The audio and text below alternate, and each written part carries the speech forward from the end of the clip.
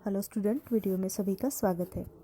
आज के वीडियो में हम देखेंगे हमारी जो स्पर्श पाठ्य पुस्तक है उसमें जो हमारे रैदास के पद है, ये जो भाग है हमारा समाप्त हो गया था।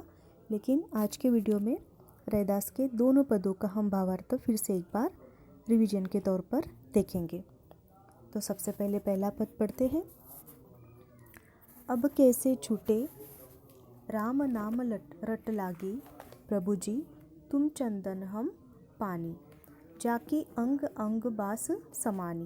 प्रभु जी तुम घन बन हम मोरा, जैसे चितवत चंद चकोरा। प्रभु जी तुम दीपक हम बाती, जाकी ज्योति करे दिन राती।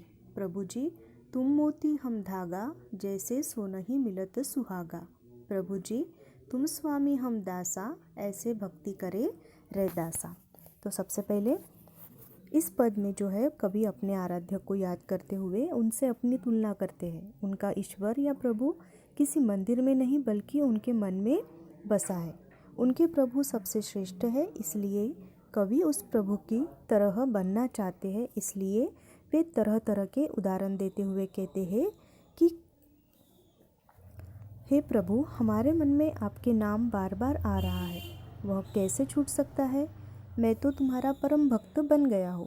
आपका और मेरा नाता ठीक वैसे ही है जैसे चंदन और पानी का है। जैसे चंदन से मिलकर पानी भी सुगंधित हो जाता है, उसकी सुगंध चारों तरफ फैल जाती है, ठीक उसी तरह मेरे तन मन में तुम्हारे प्रेम की जो सुगंध है वो फैल गई है। इसलिए प्रभु, मैं पानी हूँ और आप चंदन हो।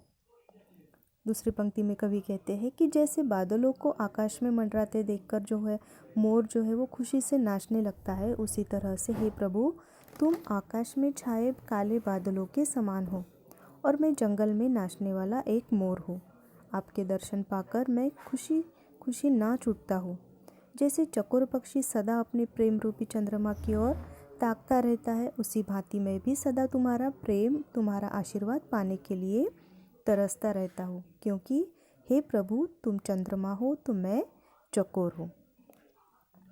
तीसरी पंक्ति द्वारा कवि कहते हैं कि हे प्रभु, जैसे बाती की वजह से दिया हमेशा जलता रहता है और प्रकाश देता रहता है, ठीक उसी प्रकार तुम दीपक हो तो मैं बाती हूँ। मैं हमेशा तुम्हारे प्रेम में जलता रहता हूँ।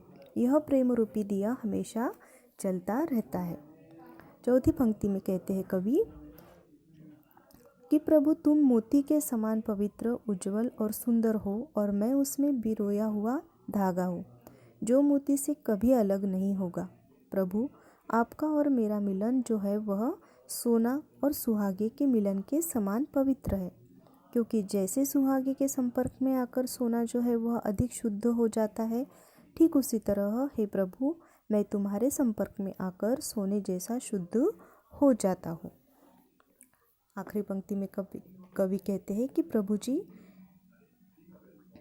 आप मेरे स्वामी हो और मैं आपका दास हूँ, आपका सेवक हूँ। मैं रैदास आपके चरणों में इसी प्रकार से दास बनकर या सेवक बनकर अपनी भक्ति आपको अर्पित करता हूँ। तो हे प्रभु, मैं आपका परम भक्त हूँ। तो इस तरह कवि रैदास अपना और अपने प्रभु का नाता हमें पहले पद द्वारा विविध उदाहरणों के माध्यम से यहाँ स्पष्ट कर रहे हैं। अब दूसरा पद देखिए। ऐसी लाल तुझे बिनु कहुनु करे, गरीब निवाजु गुसिया मेरा माथे छत्रु धरे। जाके छूती जगत कऊ लागे, ता पर तू ही डरे। नीच हूँ ऊंच करे मेरा गोबिंदु, काहू ते न डरे। नामदेव कबीरु तिलोचनु सधना सैनु तरे। कही रविदासहु सुनु रे संतहु, हरि जीवते सभे सरे।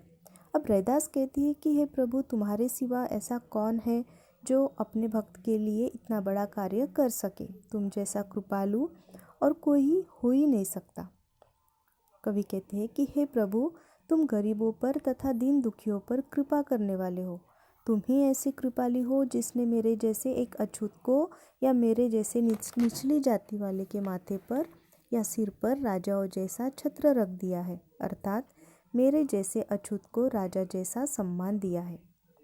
कवि कहते हैं मैं वह अभागा हूँ जिसको छूने से संसार के सारे लोगों को छुआछूत का दोष लगता है।